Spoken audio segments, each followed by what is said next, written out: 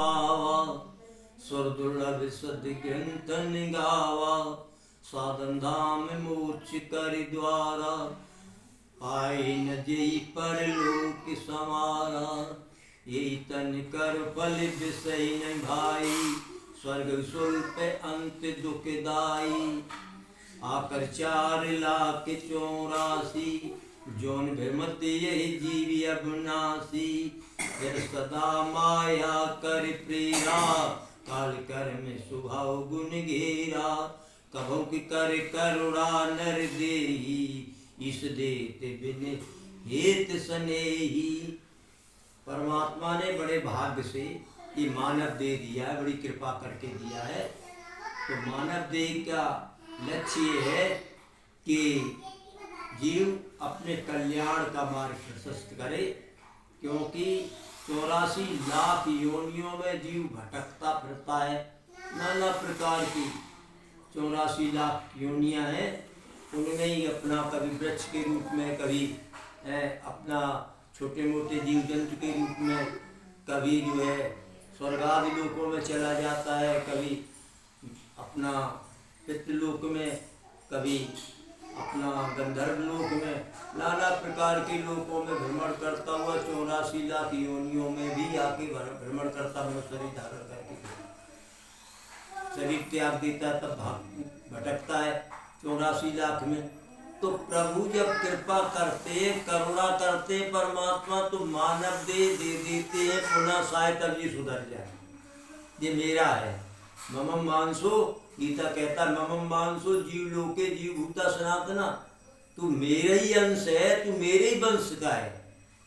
ईश्वर अंश, जीव अविनाशी, तू अविनाशी तत्व है। ईश्वर अंश जीव अविनाशी, चेतन अमल सहज सुख राशि, तू ज्ञान स्वरूप है, मन से रहित है और सुख की राशि है। राशि कहते बहुत बड़े समूह को जिसका कोई नाप तोल ना हो, कोई वेट का पता ना हो कितना है, ऐसी राशि है तू आनंद की, सुख की, आनंद का तू सागर है। भागवत भी इसी को कहते हैं कि सच्चिदानंद रूपाय विश्वोत्पत्त्यादि हेतवे तापत्रय विनाशाय श्री कृष्णाय वै नमः। तू सत्य स्वरूप है परमात्मा, परमात्मा ज्ञान स्वरूप है, परमात्मा आनंद स्वरूप है, 3 मुख स्वरूप है परमात्मा के, उसी का तू अंश है। तो जीवात्मा जो है परमात्मा ही के जब अंश है, तो उसी वही गुण इसमें भी है। लेकिन चूंकि फिरत सदा माया कर पेरा, चूंकि परमात्मा से मैं ये जीवात्मा अलग हो गया है, इसलिए माया में फंस गया है। माया मोह में जो है फंस के अपना नाना प्रकार के योनियों में भटकता है। इसलिए जीव को जो लक्ष्य है परमात्मा की प्राप्ति, और परमात्मा आनंद स्वरूप है। तो आनंद की अनुभूति के लिए संसार के नाना प्रकार की वस्तुओं हो आनंद का अनुभव करता है। जिद्या का आनंद, आँख का आनंद, नासिका का आनंद, ऐसे ही श्रवण का कानों के द्वारा, नाना प्रकार के इंद्रिय भोगों के द्वारा आनंद की अनुभूति करता है। ये आनंद नहीं है, ये क्षणिक सुख है। स्थायी आनंद तो परमात्मा के भजन के द्वारा जीवात्मा जब अपना आत्मा का दर्शन कर लेता है साधना के द्वारा, गुरुदेव की कृपा से, भगवान के भजन के प्रभाव से, फिर परमात्मा की कृपा से या गुरुदेव की कृपा से परमात्मा का दर्शन जब होने लगता है, तब वो असली आनंद का अनुभव करता है, जो अनंत आनंद है। वेद भी इसी को कहते आनंदेन खलवान भूतानि जायते। परमात्मा ने जीव की उत्पत्ति इसलिए की है कि उसे जरूरत क्या थी कि उत्पन्न करे संसार को, मनुष्य को, नाना प्रकार के जीव जंतुओं को। तो परमात्मा ने मनुष्य को इसलिए उत्पन्न किया कि अकेला था तो किससे बात करे, किससे डांटे दबते, किसकी बात सुने, किससे बोले। तो अकेले रहने के कारण परमात्मा ने मनुष्य की उत्पन्न किया, मनुष्य को उत्पन्न किया। इसलिए द्वैत हो गए, संसार की रचना हो गई। काहे के लिए आनंदेन खलवान भूतानि जायते। अपने आनंद के लिए परमात्मा ने संपूर्ण सृष्टि की रचना कर डाली। ये उत्पत्ति का कारण है। तो आनंद स्वरूप जो परमात्मा है उसके प्राप्ति के लिए विसाधन बताए, क्योंकि जिज्ञा जो है, जो आनंद लेती है, सुख लेती है भोजन के द्वारा, तरह के रसों का, रसना इसे कहते हैं। तो इसके लिए भगवान ने कहा है कि इससे असली आनंद नहीं है, क्षणिक सुख है। इससे परमात्मा का नाम जप करो, भगवान का जप करो, तो जिज्ञा जो है शुद्ध हो जाएगी। और फिर भोजन सात्विक ग्रहण करो, गंदा भोजन न करो, और आंखों से गंदे दृश्य न देखो। गंदे दृश्य मन में आ रहे हैं, विचारों में आ रहे हैं, तो अपना परमात्मा का स्वरूप समझ के अपना उन्हें मन में ही प्रणाम कर लो, तो बुद्धि शुद्ध रहेगी। परमात्मा का ध्यान करने लगो कि भाई सब परमात्मा की सृष्टि है, और तो बैर भाव मिट जाएगा। सिया राम में सब जग जानी, करो प्रणाम जूर युग पानी। सब में परमात्मा, ऐसा भाव रख के सब में प्रभु विचरण कर रहे, इसलिए सबसे में प्रणाम करो, और सब में प्रेम कर। प्रणाम जब करने का मन होगा, मन में ही करना है, तो फिर जो है सबसे प्रेम हो जाएगा, बैर समाप्त हो जाएगा। और बैर से या द्वैत से दुख की अनुभूति होती है, अनुभव होता द्वैत से। तो जब सब प्रभु है, सब में प्रभु विराजा हुआ अंदर या बाहर, तो जब परमात्मा ही है, खुद में भी है, बाहर भी है, तो फिर सब में अनुभव जब मन में विचार में आएगा कि सब में परमात्मा है, तो बैर भाव समाप्त होकर प्रेम प्रकट होगा।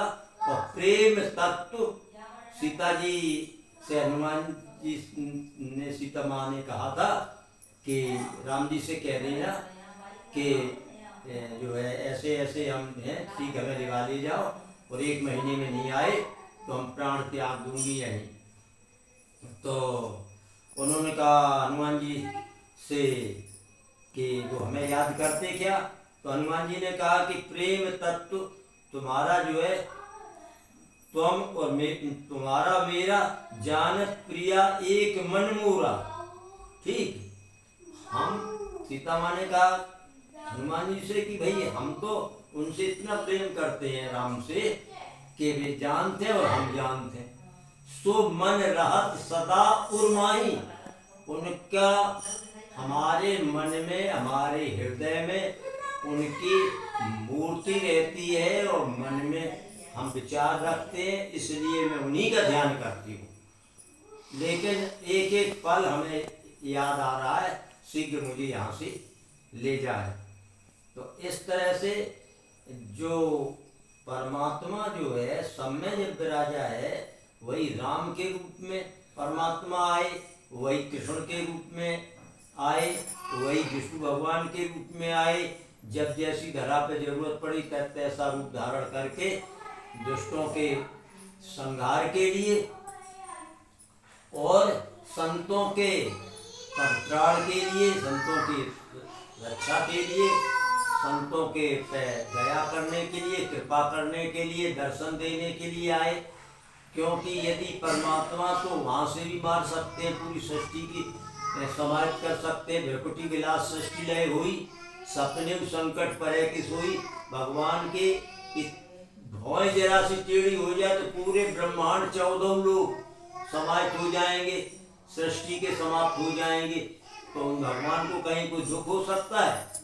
तो लेकिन वो अपना मारना नहीं चाहते, वहां से मारेंगे तो संतों को कैसे विश्वास होगा कि हमारी रक्षा के लिए कोई है? तो वो जानेंगे ही परमात्मा कोई है। तो शरीर से हमें देख लेंगे कि हम भगवान है, भगवान वाले कार्य हम करेंगे जो कोई नहीं कर पाता है। और दुष्टों को दंड देंगे तो प्रसन्न भी होंगे समाज के लोग कि देखो अपराध किया है तो हम भी अपराध ना करें, नहीं हमारी भी ये दुर्दशा होगी। कितना भी बड़ा तपस्वी क्यों ना हो, रावण जैसा क्यों ना हो, हिरण्यकश्यप जैसा क्यों ना हो, सबको मैं मार देता हूँ। तो संतों को प्रसन्नता होगी तो समाज भी उसी मार्ग पे चलेगा जिस पे चल के मैंने दिखाया है। राम का अवतार जो है भगवान ने कहा कि ऐसे जीवन यापन करो कि 14 वर्ष के लिए वनवास मिला, 1 महीने से अयोध्या दुल्हनी की तरह सजाई जा रही है कि राम राजा बनेंगे। और जब जो है रात उस दिन सुबह जब अभिषेक होना था, तिलक होना था, तो वशिष्ठ जी ने कहा कि राम कई दिन पहले कहा राम और सीता से कि तुम जो है राम करो अब संयम आजू, जो विधि कुशल निभावे काजू, जो विधाता कुशल बनाए रखे। राम वो बात समझी नहीं, तो उन्होंने कहा संयम से रहो, तुम्हें राजा बनना है। राजा का धर्म है कि पति पत्नी अलग जमीन पे लेटे, महीनों अलग अलग लेटे, जमीन पे लेटे। और उसके बाद संयम से दिए और बड़ा मौन, कम बोले आपस में, और लोगों से भी कम बोले, तमाम तरह के नियमों का पालन करते का विचार दिया। और वही हो रहा था। जब सुबह हुआ कि आज राज तिलक होगा, तो पता चला कि जहाँ राज तिलक की तैयारी थी तो पहने हुए वस्त्र उतरा लिए गए थे। कहीं ने कहा तापस वेश विदेश विशेष उदासी और 14 वर्ष राम वनवासी। ये कहीं ने 2 वरदान मांग लिए अपने पति से। पहला वरदान मांगा था कि भरत जी को भरत टीका है। पहला वरदान मांगा कि भरत जी को, हमारे पुत्र को टीका राजा बना दिया जाए। और फिर दूसरा क्या कहा कि दूसरा वरदान बहुत कठिन था, इसलिए महिला की, रानी की या किसी महिला के विचारों को समझने के लिए रामचरितमानस का प्रसंग बहुत महत्वपूर्ण है कि महिला किस तरह से अपना जो है पति के साथ कितना बर्ताव गलत कर सकती है वरदान मांगने में। उसके प्रसन्न हो जाने पे तो उसने अपने स्वाद की परवाह न करके और ऐसा अपने पुत्र के लिए वरदान मांग लिया कि जिससे कि हमारा ही पुत्र राजा बने, राम न राज्य पे बैठ पाए, कुर्सी पे न बैठ पाए, राजा न बन पाए। भले वरदान मांग लिया था पहला कि यहाँ रहेंगे, ये बड़े हैं, बलवान है, शायद कुर्सी पे जबरदस्ती बैठ जाए सिंहासन पे। तो क्या कहती है कि हाथ जोड़ के प्रार्थना करती है, दूसरे बरे करे मांगहूं जोरी, दूसरे बरे करे मांगहूं जोरी।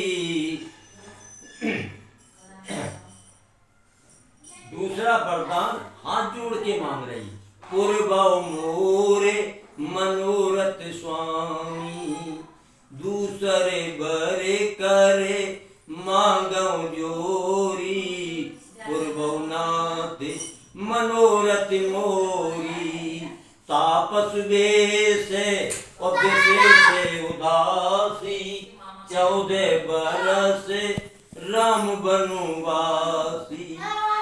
14 वर्ष राम को वनवास तपस्वी भी इसमें रहा। इस तरह से वरदान मांग लिया। दूसरा ये वरदान मांगने की स्थिति उसने पैदा कैसे की, जो केकई जब राज दशरथ जी को भवन में केकई थी, तो दशरथ जी जब गए मनाने के लिए तो नागिन की तरह फुसकार मारती थी और दशरथ जी ने पैर तक छुए लेट के। तो केकई ने एक बात नहीं मानी, एक भी बात नहीं मानी। और वही केकई आज किस तरह से वरदान मांग रही है कि अपना केकई इस तरह से वरदान मांग रही है कि